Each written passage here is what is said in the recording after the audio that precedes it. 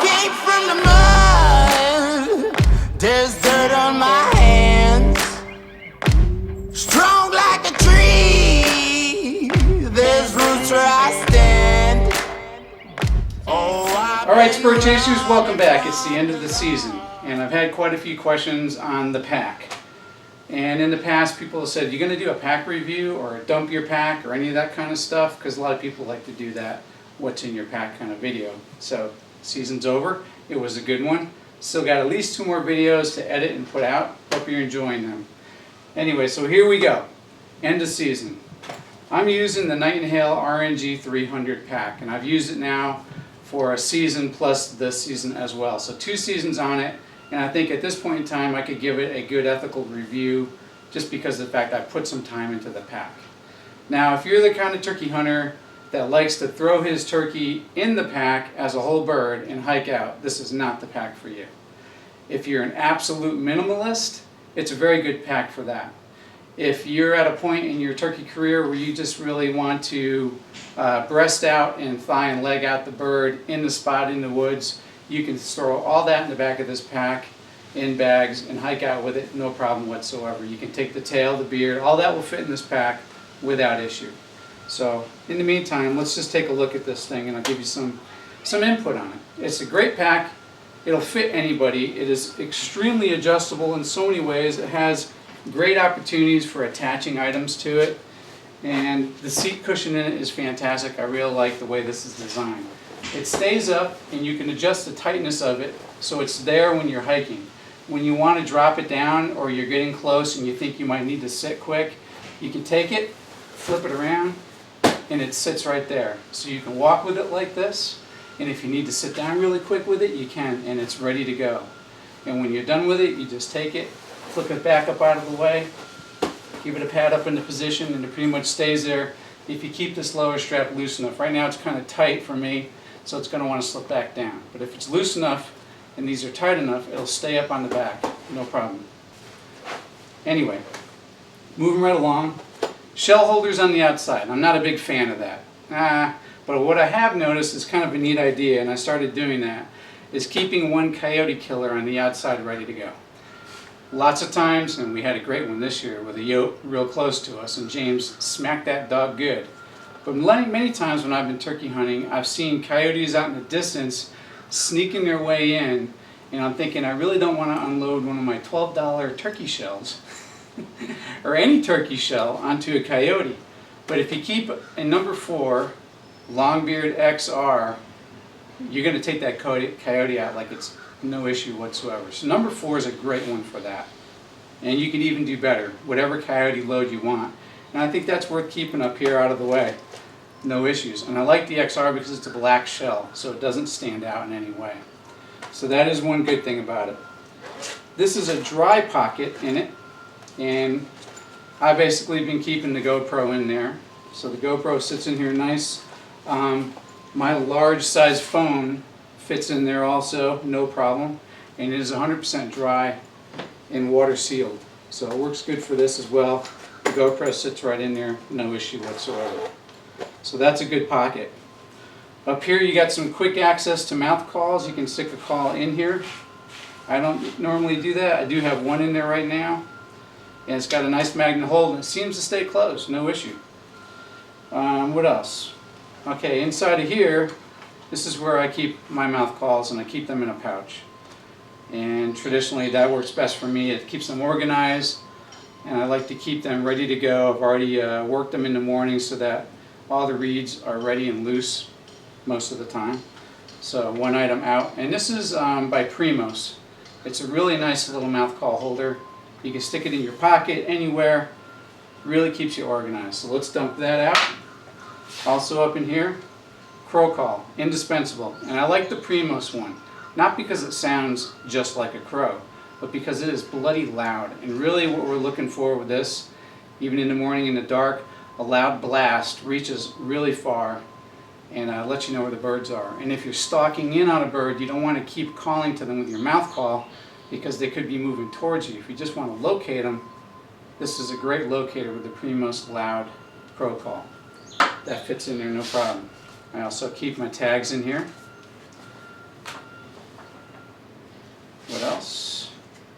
special permission places.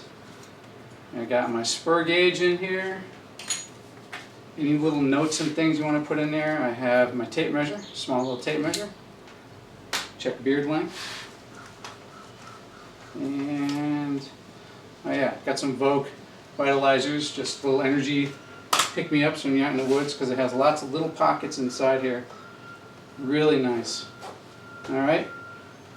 On my side pocket, which this thing is really big, I keep my face mask. Alright? And a really quick pitch to Hunter Specialties netting face mask.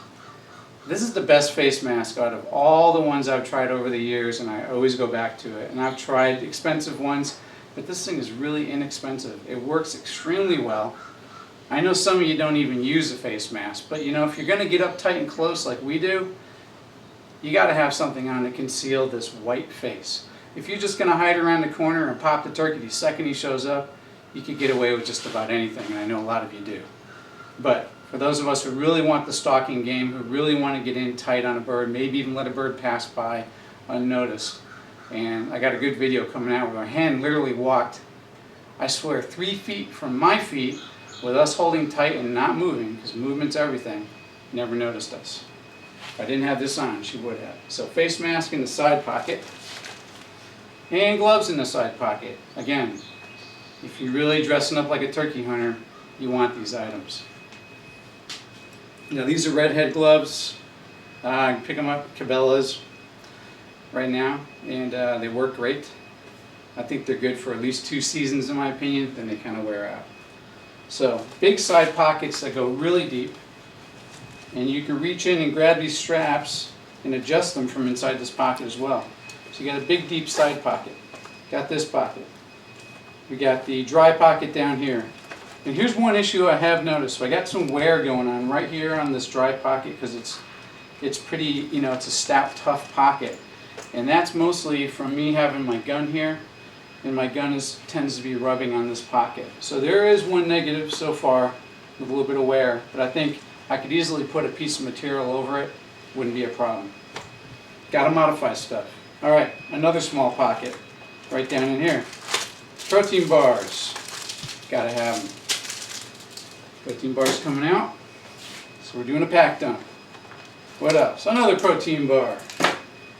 Man, I chow on those things. What else is hiding in here? Oh, I got some Bug X30 in here, towelettes. You never know when you're going to need those. Just in case the skeeters are getting crazy bad. Anything else hiding down in here? Nope. That one's done. Alright. Front side pocket, separate from the back one, totally different. What I love to keep in here is my cutting tool. Alright, this Primos cutting tool, simple, quick, and easy. We used it this year. You're going to see a video coming up with Nick's bird, and we had to cut out a spot really fast. Got us in a perfect shady spot with the sun to the bird's face and on our back. So indispensable, fits in really nice and easy.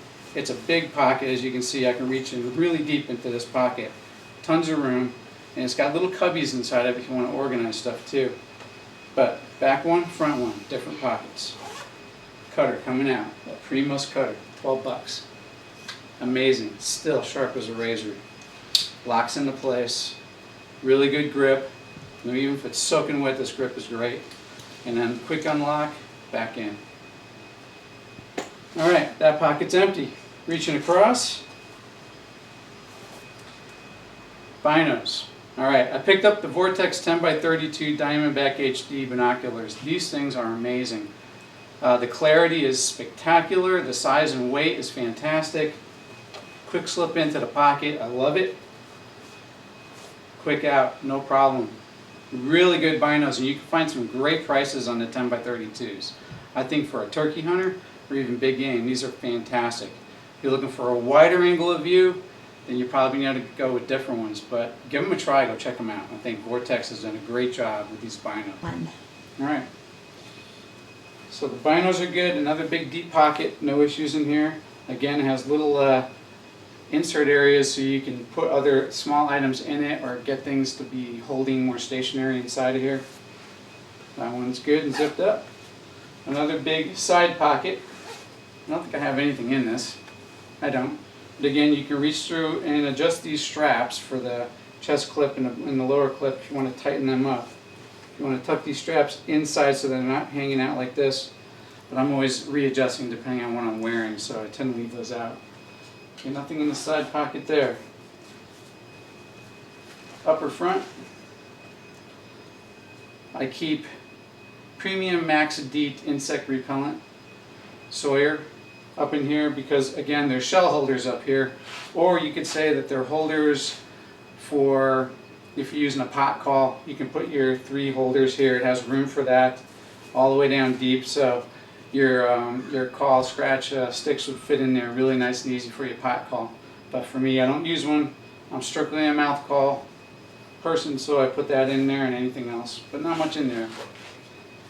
Alright, moving down to my lower front left.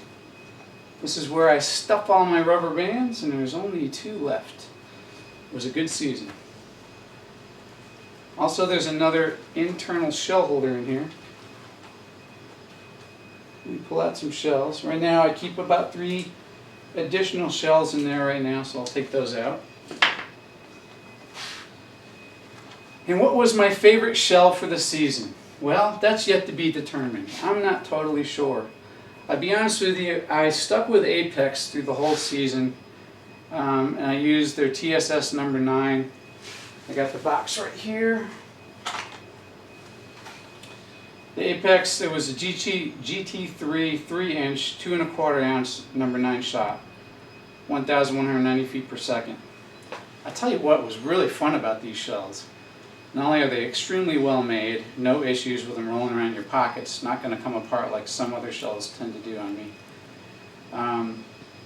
They put out a heck of a muzzle flash. It's pretty impressive in the dark, early morning hours, or anytime you're shooting. The muzzle flash coming out of these shells, I don't know why, but it sure was fun. The only thing for me is I found the shell's a little harsh, okay? Wah, maybe that's just me complaining. But compared to other shells that I have shot, even with other TSS shells, these things pack a punch on you physically. And what I found for me is that it's causing me to either pull a little bit right or the shell is just landing a little bit right. So I need to put some more time into shooting their shells, or maybe even ask them to give me a reduced recoil shell. Because honestly, if you watch the videos this year, I mean, I'm shooting half the time 12 inside of 20 yards, sometimes 6, 8, 10 yards. TSS number 9 is definitely overkill, and I don't need max penetration at yardages that are always inside of 30 and 99% of the time well inside of 20. So I think I'm going to talk to them and see if they'll produce a separate shell for what I like personally. But their stuff is premium. You can't go wrong. I still keep a heavy shot in here. Heavy shot number 6, heavy 13. And Heavy Shot now has produced a new TSS load, so I'll be trying them out and comparing next year. We'll definitely do another review. More to come on all of that.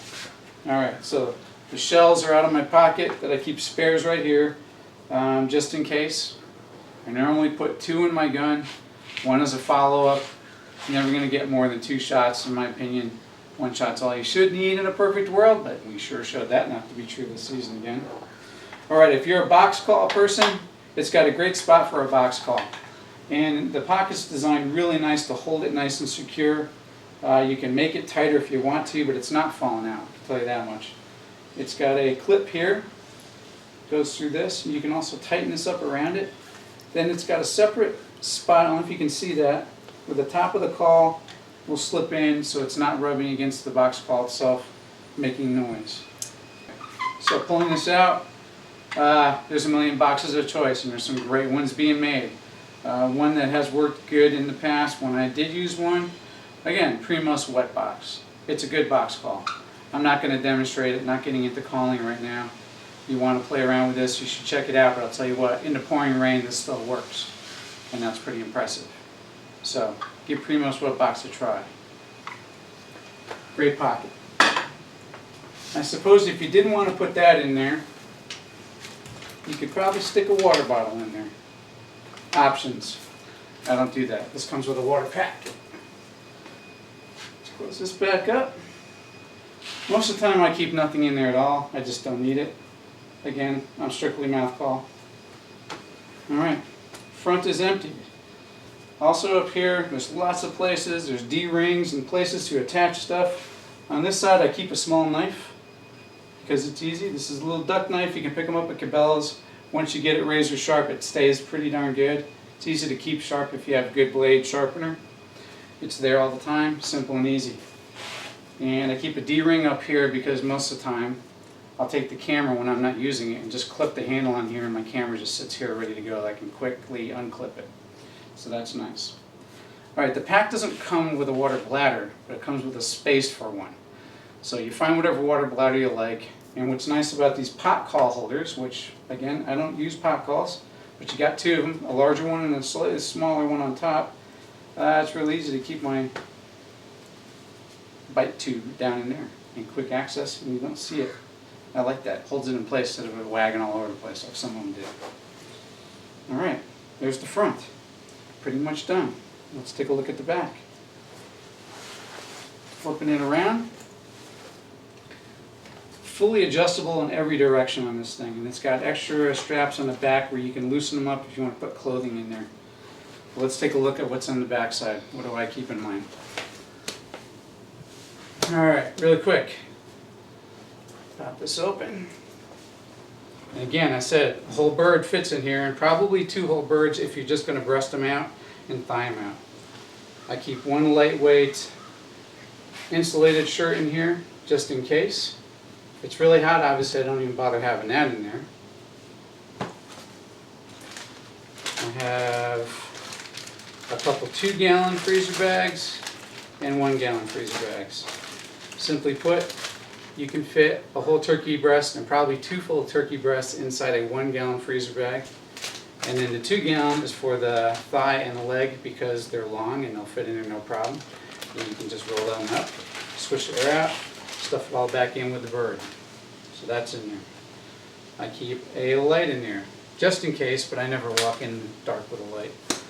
And just so you can see this better, there's organizational pockets inside of here as well, all the way down to the bottom, and then you have the bladder pack pocket in the back. No problem whatsoever. I keep an extra face mask because so many times people show up without one, and we're out in the woods and someone says, "Oh dang, I forgot my mask," so I can reach in and pull one out for them. Some rubber gloves. I like to use the orange latex gloves. I can always find them if I put them down, and then pack your trash back out. If you use them to clean a bird, it's up to you. I'll bring them. If I use them, I use them. If I don't, I don't. TP. Gotta have it. Absolute must have. Wet wipes. Never know. Extra bags. I got a really nice first aid kit that I've put together myself, and it has everything I can think of that I would want to have in it. That's a personal thing to you. I think probably 90% of people don't even have one, but I'll tell you what, everywhere we're going, 90% of the time in the woods, it's no different than when we're elk hunting, and probably going just as deep half the time. And I don't know how many times I've come close to impaling myself on a stick or seeing somebody else get injured on it too. There's a lot of sharp sticks aiming at you, ready to kill you in the woods. So I have clotting stuff in here. I have everything you could ever need to get back out of the woods alive. And I have string and everything else in here too, and I even have a little sewing if we have to stitch something up. Have a kit with you. You just don't know. At least have it for the guy with you that doesn't have one. Alright. I got a little gauge in here for weighing the turkey while we get them fresh, because actually if you wait till you get back to the vehicle, dehydration, you can lose some weight on a bird. I've found that. Sometimes up to half a pound. It's kind of crazy, but it happens. That's in there. What else? Oh, I have a little stand that I can use for my camera, which is my phone. So that's in there. Anything else hiding in the pockets? A little extra cord, you never know. For safety reasons, I'm going to keep that in there.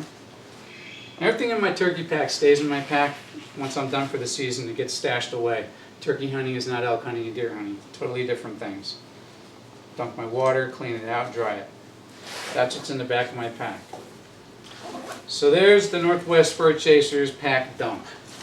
Alright, we got that out of the way. A couple other items. So the RNG 300 is holding up really nice. I like it. It works for me. Maybe it doesn't work for you.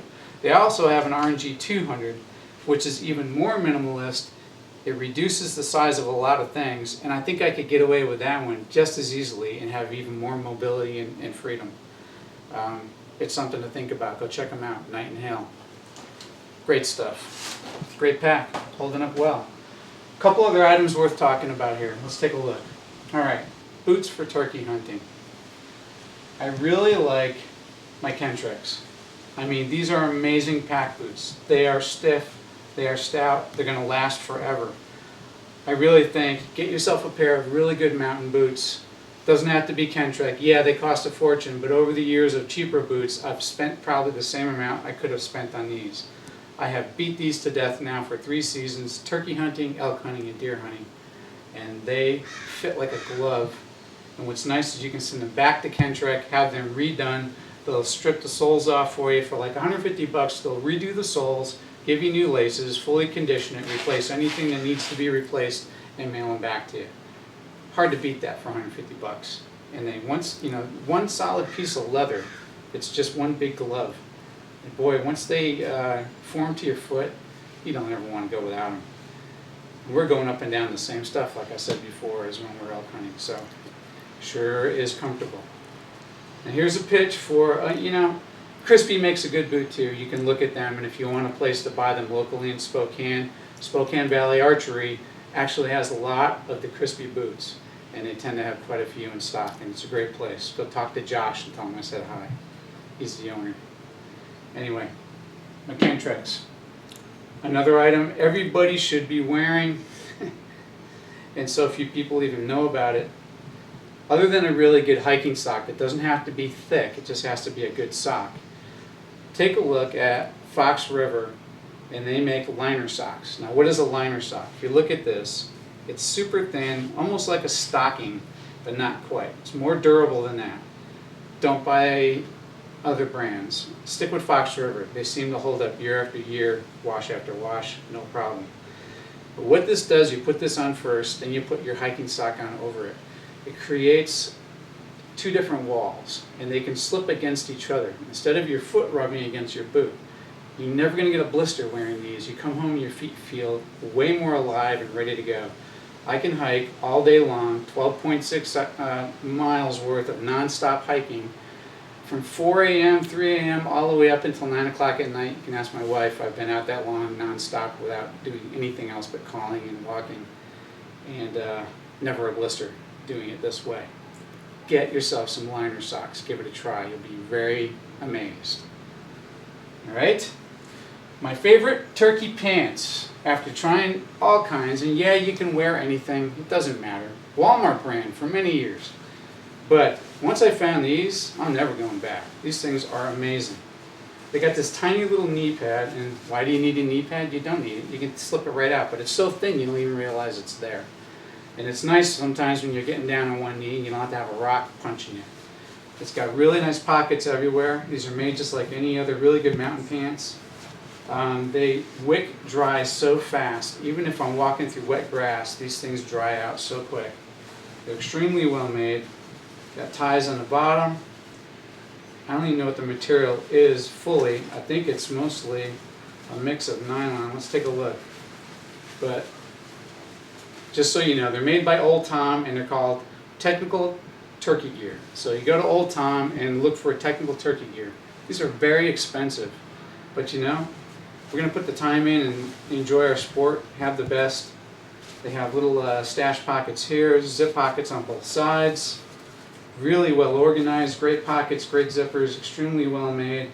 Got the National Wild Turkey Federation logo on them, and so they are donating money there too. They just are holding up, and I have beat them to death. I do a lot of hiking during turkey season. So check them out. Great pants, love them to pieces. Feels like you're wearing pajamas in the woods. Yet, they're great in the wind, and I haven't gotten cold in them either. They're just really good. So those, and then the Mossy Oak quick dry tech shirts are fantastic. I always have this on underneath unless it's really cold out, because these things cool you down nicely. I usually put a thermal on over it, whichever type you want to use. But that's my big pitch for pants, gear. As far as decoys are concerned, I've been very impressed during the early to mid-season with the Lucky Duck Jake decoy. I'll tell you what, there's a lot of decoys that look better maybe, but this thing weighs nothing. I mean, if it weighs half a pound, I'd be amazed. And I love the way it's designed and held together. The stake is solid. This rod slips up inside all the way in. You push it up and you put this little holder over it and it stays there. And I can walk all day with this thing in one hand and feel like I'm not carrying anything. I did have to address the color and add a little bit extra to it. I thought it looked kind of dull. And so I just went out and got some nail polish coloring with some white and some red. And I haven't added the blue in. It looks good, fine there. And it's, for those who've watched some of the videos, it's worked really well. But might be some new decoys coming next year. I don't know. I've talked to a few people on the internet, and there's a guy who is sculpting and building some amazing decoys, and he might be sending me one to try out. So we'll see what we have next year. Beyond that, AVNX. I had the original hen. I know they make a smaller one now. Both seem to work just fine. I'm not going to go buy another one just for that. These things are extremely heavy though. They look great, in my opinion. They're just heavy and kind of annoying to carry around, but they work. AVNX makes great stuff. Check them out. Alright, one last item, of course, of discussion. My weapon of choice. Alright, there's a lot of great guns out there, and we can all talk about them and discuss the different aspects about them, but here's a very simple gun. The Mossberg 535, all the Mossberg lines, pump action. I think it's just a great simple gun. You have a shorter barrel. It's specifically a turkey gun. Yeah, you can use anything. I used to have a big long gun when I first started turkey hunting before I moved over to other things. But there's also the 500 platform of Mossberg has what's called the tactical turkey, and we have that also, and it's the one I tend to loan out if I'm taking somebody if they don't have a turkey gun. And what do you mean by a turkey gun? It's nice and short. You can bushwhack with this thing, sling down your shoulder. The barrel is not sticking way up in the air. And if I'm bending down and going through brush, this thing is right there behind my head and it's close to my body. It just fits well. You can put your hand on it here and walk with it, rotate it over as you're going underneath things. It's just very convenient. That's a turkey gun. Short barrel. And I prefer the hand grip. The balance point is right there dead center. And for me, already adjusted, this thing is dead on when I'm aiming well. I love the True Glow sights. Get rid of the sights that come on the gun. Mossberg, it's the only place you're falling short. I think we'd all be more than willing to pay a little bit extra for a really good high-end sight. But the sights I give with the gun, rip them off immediately and throw them away. You need a tall front sight initially and an adjustable rear sight. The one that comes with it is too short. It's not going to give you the ability to adjust properly. This has windage, elevation, everything you need, and it locks down in place and it's not going anywhere. Beyond that, I like the claw sling. These things just stay in place, they hold on, and the rifle sling works perfectly fine for a shotgun.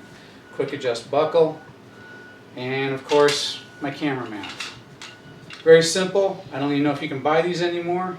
I think they still exist, but it holds my camera perfectly so I can, and that's the other reason I like the pistol grip, because if I need to make adjustments, I can hold my gun, reach over, and make adjustments still with my other hand.